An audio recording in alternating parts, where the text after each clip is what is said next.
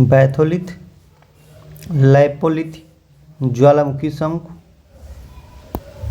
Batholith नहीं, lopolith Dyke और ज्वालामुखी शंकु। तो आपका अंतर्वेदी पूछा है, तो इस हिसाब से क्या होगा, ज्वालामुखी शंकु जो है ये सही है, क्योंकि जब पृथ्वी से ज्वालामुखी उद्गार होता है तो लावा मैग्मा इत्यादि जो उभरता है तो यहाँ पे ज्वालामुखी शंकु बन जाता है। इसी को अंतर्वेदी नहीं बोलते, क्योंकि ये ऊपरी कक्ष में होता है पृथ्वी पर। अगला क्वेश्चन है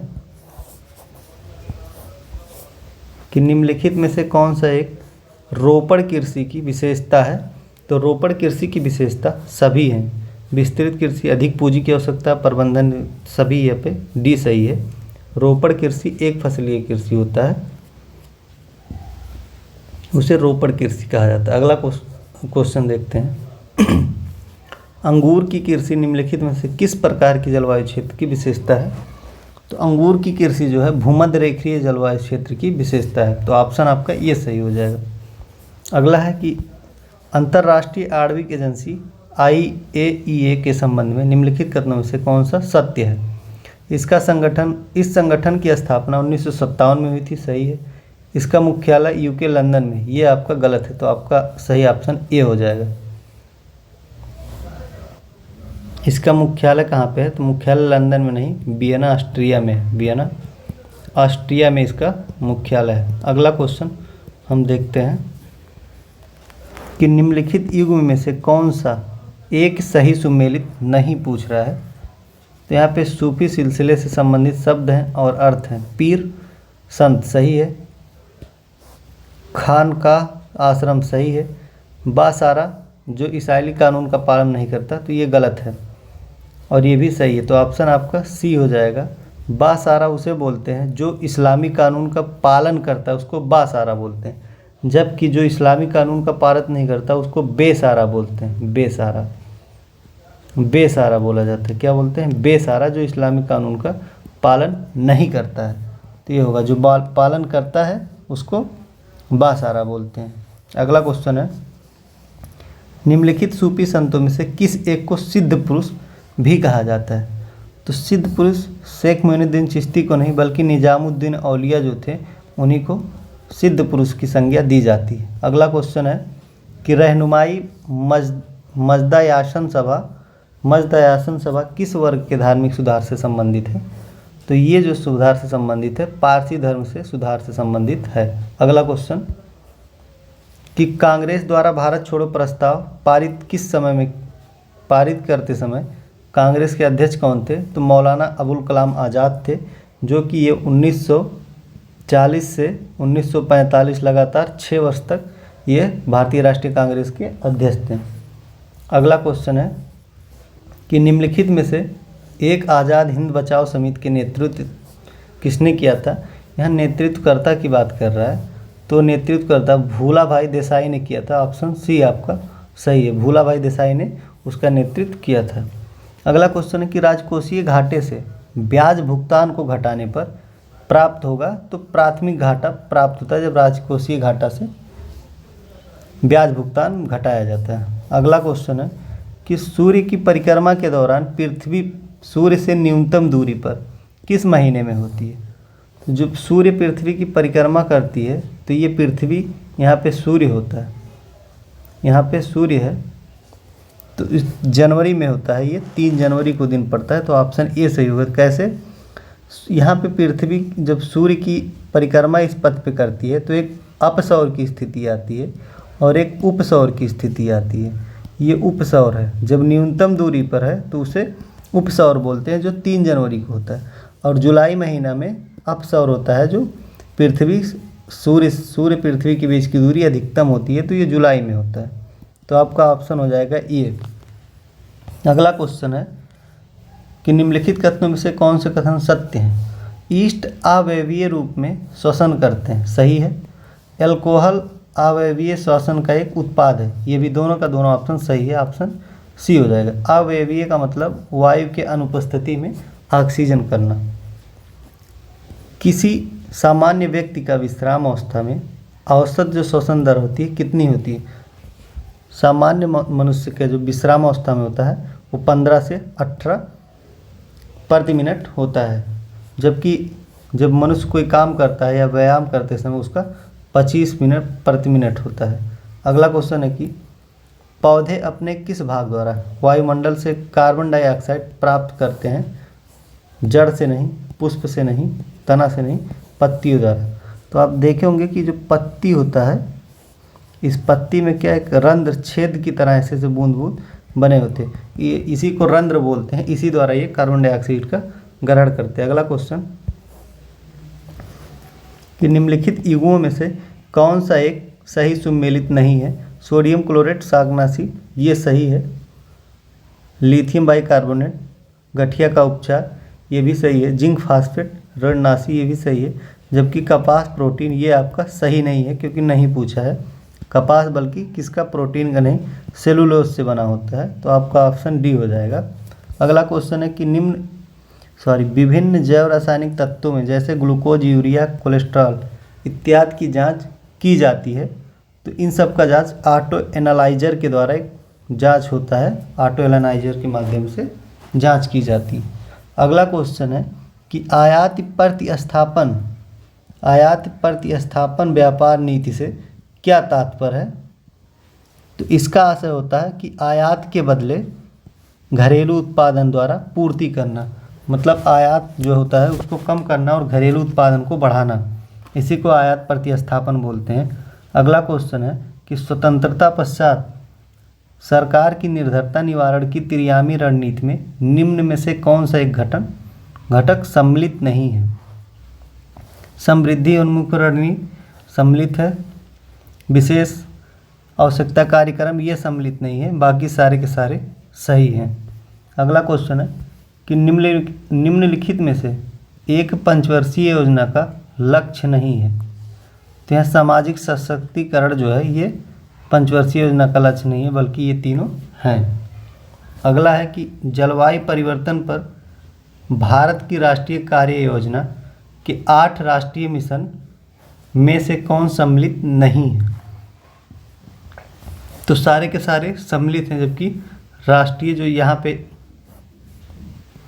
पे जो राष्ट्रीय आजीविका संरक्षण मिशन है ये इसके अंतर्गत नहीं आता है। बाकी तीनों सही हैं। अगला क्वेश्चन है कि निम्नलिखित में से किस एक का मुख्यालय जिनेवा में नहीं है पूछा है? तो रेड क्रॉस का भी है, विश्व व्यापार संगठन का भी, यूरोपीय ब्रांड कास्टिंग यूनियन का भी है, इंटरपोल का नहीं है। इंटरपोल का कहाँ पे है? तो लियोन में है। इंटरपोल का जो हेडक्वार्टर है लियोन पेरिस में है। अगला क्वेश्चन है आयात संरक्षण हेतु लगाया जाने वाला प्राशुल्क के संबंध में कौन सा कथन सत्य नहीं है? यह आयातित वस्तु पर लगाया जाता है, सही है। ये प्राशुल्क लगाने पर आयातित वस्तु महंगी हो जाती है, सही है। इनमें वस्तुओं का मात्रा निर्दिष्ट या रोक दिया जाता है, ये गलत है। ऑप्शन सी आपका सही है। ऐसा कब होता है? जब हम कोटे का प्रयोग करते हैं। जब कोटा लगाया जाता है तो वस्तुओं की मात्रा निर्दिष्ट हो जाती है। अगला क्वेश्चन है कि नीचे 2 कथन दिए गए हैं जिनमें से एक को अभिकथन ए और दूसरे को कारणा कहा गया। अभिकथन है मानव पूंजी एवं आर्थिक समृद्धि परस्पर एक दूसरे को प्रभावित करते हैं, ये सही है। मानव पूंजी निर्माण से आय की समृद्धि में सहायता मिल सकती है, ये भी सही है। तो आपका ऑप्शन हो जाएगा जो ए हो जाएगा। ए और आर दोनों सही हैं। आर ए का व्याख्या भी करता है। अगला है कि भुगतान संतुलन की समस्या के तात्कालिक निदान हेतु सर्वप्रथम किस वर्ष भारत के रुपये का अवमूल्यन किया गया था? तो इसमें आपका सही आंसर हो जाएगा 1991 में सर्वप्रथम रुपये का अवमूल्यन किया गया था। यहाँ अवमूल्यन से का मतलब होता है कि अपने रुपये को अदर देश के कंपेयर में वैल्यू को कम करना। इससे आयात क्या होता है, निर्यात में ज़्यादा वृद्धि होता है, इसलिए ऐसा किया जाता है। अगला क्वेश्चन है कि निम्नलिखित में से कौन सा एक मुद्रा बाजार का उपकरण नहीं है? तो एडहॉक ट्रेजरी बिल ये भी है, वाणिज्य पत्र ये भी है, जमा प्रमाण पत्र ये भी है, देसी बैंकर्स नहीं है। बाकी सब ऑप्शन सही है, तो इस हिसाब से आपका डी ऑप्शन हो जाएगा। अगला है निम्नलिखित में से कौन से भारत में बेरोजगार के आंकड़ों के प्रमुख स्रोत? तो भारत की जनगणना रिपोर्ट, राष्ट्रीय परिदृश्य ये भी सही है, तीनों को तीनों ऑप्शन सही हैं, तो आपका सी हो जाएगा ऑप्शन नंबर। अगला क्वेश्चन है, निम्नलिखित कथनों पर विचार करें। किस देश की आंतरिक संरचना, संयंत्रों और संस्थाओं में विदेशी परिसंपत्तियों का निवेश प्रत्यक्ष विदेशी निवेश कहलाता है? और यह आपका सही हो जाएगा। अगला है कि प्रत्यक्ष विदेशी निवेश में शेयर बाजार में लगी विदेशी पूंजी को नहीं सम्मिलित किया जाता, तो ये भी आपका क्या होगा, सही हो जाएगा। इस हिसाब से आपका सी है, विदेशी जो शेयर मार्केट में पैसा लगता है उसको सम्मिलित नहीं किया जाता है, बाकी सारा सही है। अगला क्वेश्चन है कि निम्नलिखित युगों में से कौन सा एक सही सुमेलित नहीं है, पूछ रहा है। यहाँ संगठन है, यहाँ मुख्यालय है। ओपेक का मुख्यालय वियना, सही है। ये जो नैम है इसी का मुख्यालय क्या है, कहाँ पे है, न्यूयॉर्क शहर, ये भी सही है। सार्क जो है, सार्क लिखा है यहाँ पे, सार्क का मुख्यालय कहाँ है, तो ये भी काठमांडू नेपाल में, ये भी सही है। आसियान ऑप्शन डी, मनीला में नहीं है बल्कि आसियान का मुख्यालय कहाँ पे है, तो इसका मुख्यालय इंडोनेशिया जकार्ता में, जकार्ता इंडोनेशिया में आसियान का क्या है, मुख्यालय है इंडोनेशिया में। इसकी स्थापना कब की गई थी, तो इसकी स्थापना 1967 में किया गया था।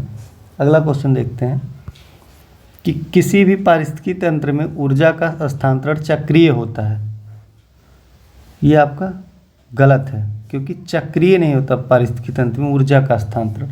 चक्रीय इन द सेंस होता है कि मछली को, जैसे मनुष्य खाया मछली को, मनुष्य खाया तो मनुष्य को फिर मछली खाए, तो इसे चक्रीय बोला जाता है, जबकि ये नहीं है, तो ये ऑप्शन ये गलत है। दूसरा है, पारिस्थितिकी तंत्र में ऊर्जा के हस्तांतरण संबंधी 10% का जो नियम था लिंडमान ने दिया था, ये आपका ऑप्शन बी सही है। 10% का रूल का मतलब, जैसे घास को बकरी ने खाया, तो इस घास से जो बकरी पाई है इसमें से सिर्फ 10% एनर्जी पाएगी, और इस बकरी को जो खाएगा इसमें से 10% एनर्जी ये बचता है, तो ये लिंडमान का नियम था, लिंडेमान। अगला क्वेश्चन है, निम्न कथनों पर विचार करें। विधायिका का नाम देश है, तो ये आपका है पहला डायट, आपका है डायट कहाँ का है, जापान का जो विधायिका है उसको डायट बोलते हैं। कांग्रेस यूएसए संयुक्त राज्य अमेरिका का। नेसेट कहाँ का है, इजराइल का जो विधायिका है उसका नाम नेसेट है। भारत का क्या नाम है, तो उसका संसद नाम, तो आपका ऑप्शन डी सही हो जाएगा। अगला क्वेश्चन देखते हैं, संसदीय प्रशासन प्रणाली में निम्न में से कौन से वे माध्यम हैं जिनके द्वारा विधायिका कार्यपालिका को नियंत्रित करती है, तो वित्तीय कटौती, स्थगन प्रस्ताव और अविश्वास प्रस्ताव, तीनों को द्वारा उसका विधायिका कार्यपालिका का नियंत्रण करता है। अगला क्वेश्चन है कि संसद के किसी सदन में यदि बैठक के दौरान कोरम पूरा नहीं होता तो सदन का स्थगन या निलंबन कर दिया जाता है। कोरम से तात्पर्य क्या होता है, कोरम से तात्पर्य होता है कि कुल सदस्य संख्या का 1/10वां भाग कम से कम संसद में उपस्थित होना चाहिए, इसे कोरम बोलते हैं। जैसे अगर 100 सदस्य हैं तो इसमें से 10 उपस्थित होंगे सदन में, तो कोरम की पूर्ति मानी जाती है। अगला क्वेश्चन है, लोकसभा अध्यक्ष के संबंध में निम्न कथनों में से कौन सा एक असत्य पूछा है। लोकसभा एवं राज्यसभा की संयुक्त बैठक की अध्यक्षता करता है, सही है। कोई विधेयक धन विधेयक है या नहीं, यह प्रमाणित करता है, सही है।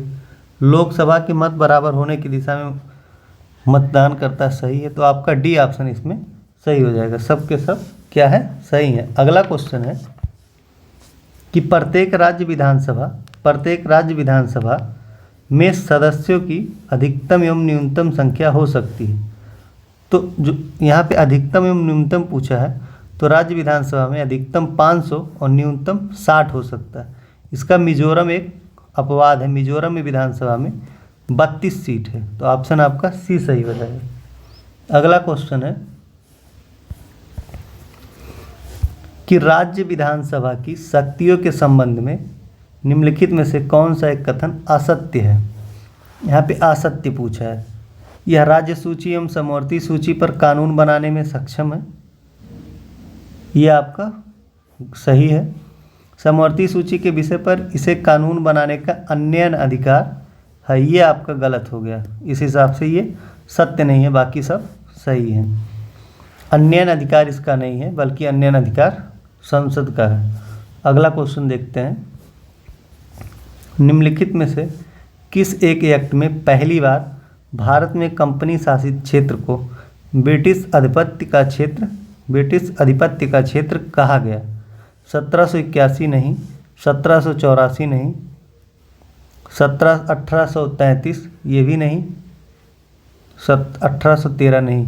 यहाँ पे जो 1784 दिया है ये आपका ऑप्शन सही हो जाएगा, तो ये सही हो जाएगा, ऑप्शन बी सही है। 1784 में क्या होता? ब्रिटिश आधिपत्य का क्षेत्र कहा गया था। अगला है कि वाटरलू का युद्ध मित्र राष्ट्रों की सेना एवं नेपोलियन के मध्य किस वर्ष में हुआ था? वाटर युद्ध जो वाटरलू है इसका जो हुआ था, कब हुआ था? 1815 ईस्वी में हुआ था। अगला है कि निम्नलिखित कथनों में से कौन सा एक मौलिक कर्तव्यों के संबंध में सत्य नहीं है? असत्य पूछा है। तो इनको स्वर्ण सिंह समिति के अनुशंसा पर संविधान में शामिल किया गया था, सही है। ये ऑस्ट्रेलिया के संविधान से प्रेरित हैं, ये आपका गलत हो जाएगा। बाकी सारे सही हैं कि ये भाग 4 के का अनुच्छेद 51 में सम्मिलित है, ये सही है। और ये अगर पूछ ले कि मूलतः संविधान में मौलिक कर्तव्य नहीं थे, मूलतः जो संविधान में हमारे मौलिक कर्तव्य नहीं थे, और ये कहाँ से प्रेरित है? ये ऑस्ट्रेलिया से नहीं, बल्कि कहाँ से? सोवियत संघ से लिया गया है। सोवियत संघ से लिया गया इसको। और इसमें कुल टोटल 11 मौलिक अधिकार हैं।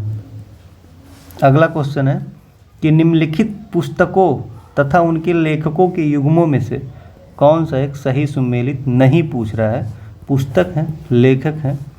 पहला पुस्तक और लेखक का मिलान करते हैं। Wealth of nation Adam Smith economist थे, इन्होंने लिखी, सही है। सोशल कॉन्ट्रैक्ट रूसो द्वारा लिखा गया, ये भी सही है। दास कैपिटल ये कार्ल मार्क्स द्वारा, ये भी सही है। द स्पिरिट ऑफ लॉज ये लेनिन ने नहीं लिखी थी, ये आपका सही है। द स्पिरिट ऑफ लॉज जो लिखा था वो है मॉन्टेस्क्यू का पुस्तक। किसका? मॉन्टेस्क्यू जो है इसका पुस्तक है द स्पिरिट ऑफ लॉज। तो आज यहीं तक है दोस्तों, क्वेश्चन पार्ट 2 कंप्लीट हो गया। वीडियो कैसा लगा कमेंट बॉक्स में ज़रूर बताएं। वीडियो अच्छा लगे तो लाइक करें, चैनल को सब्सक्राइब करें और वीडियो को शेयर करें। Thank you.